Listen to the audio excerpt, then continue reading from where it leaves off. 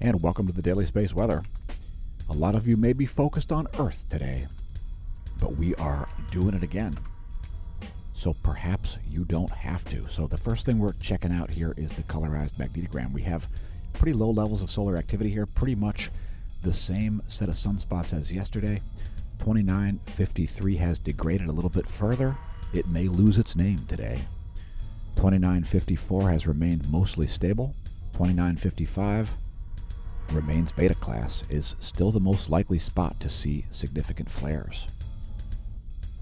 We've also got quite a few filaments on the earthly zone. We're expecting a coronal mass ejection on the far side of the sun. That could trigger or be associated with one on the Earth side as well. Let's take a close-up look at sunspot 2954 and 2955. There they are. We've added 335 angstroms to this to give it that purple hue there. It's one of the ionic states of iron, as well as ionized helium. The 10.7 centimeter radial flux has dropped down to 96. There's the one-year chart of that to put it in context.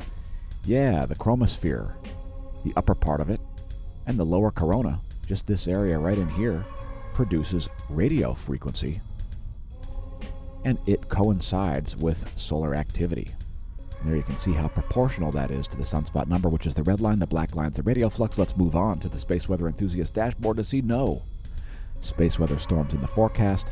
We are seeing the coronal hole high-speed stream subside. Let's take a look at seismicity briefly. It's been pretty calm over the past 24 hours as far as earthquakes go on planet Earth. Largest quake of the past 24 hours occurred almost 24 hours ago.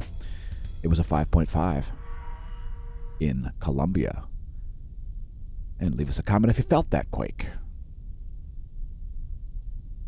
And if you're a new viewer, let us know how you discovered the channel, where you're located, etc. So some 5 magnitude quakes here, like a 5.1 in Japan, have occurred in the past 24 hours. Papua New Guinea saw a 5.2. The South Sandwich Islands saw a 5.4. Also a 5.3 happened in Papua New Guinea. No major quakes over the past 24 hours. We do see some volcanic upticks. Let's see what's going on there on volcanodiscovery.com's Volcanoes Today page. So Etna, back to erupting here. Another paroxysm, although it has ended. It ended on the 21st. So still a lava flow on the eastern flank. It's in the process of cooling. Bardarbunga in central Iceland continues to exhibit ground deformation, inflation, which, by the way, can vary for decades without eruption. Suwanosejima, producing a 4,000-foot ash plume as it erupts in the Ryukyu Islands. Semeru on East Java, Indonesia, exploding flight level 140. That's a 14,000-foot ash plume. And we've got some mud eruptions on White Island. Also a small gray gaseous cone, perhaps ash. But some mud eruptions on the White Island volcano there north of New Zealand. Kilauea reported deflation at the summit. And about 50% of the lava lake has crusted over. Popocatépetl, located in central Mexico near Mexico City, exploding, now back on the list, flight level 190. It's producing a 19,000-foot plume of volcanic ash. Please don't pole vault the caldera. Please don't pole vault cartel vehicles. Fuego in Guatemala exploding, flight level 150 from Fuego's volcanic ash emissions. It's a 15,000-foot plume. Talica remains on the list here, 5,000-foot plume from Talica over Nicaragua as it explodes. Nevado del Ruiz exploding, 23,000-foot ash plume from Colombia from Nevado del Ruiz. Sangay exploding, flight level 190. Revenador exploding, flight level 140. Sabancaya exploding, flight level 240.